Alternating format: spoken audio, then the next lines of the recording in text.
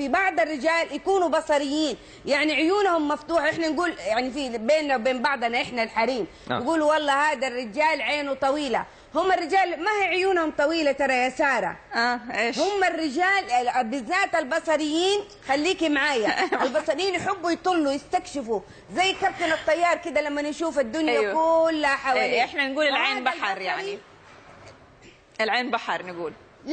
لازم زوجته تترش له عينه، يعني تلبس له وتتزوج وتتدندش وتلبس اللي على الحبل كله. ليه؟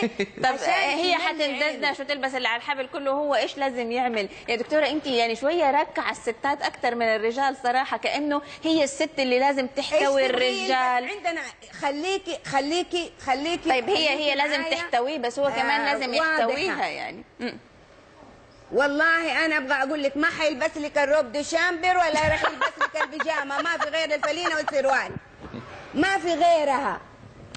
ان قمتي قعدتي هو واولاده طقم يقعدوا لها كده، تقعد ما شاء الله تبارك الله، الابو واولاده سراويل فتحوا ثياب وقعدوا لها بالفلينه والسروال. صح ولا لا؟ هلا صح، ونصائح حلوه وان شاء الله تطبق، ولكن لو انه كان الوقت ضيق وما فيش هالوقت لانه يلبسوا لبعض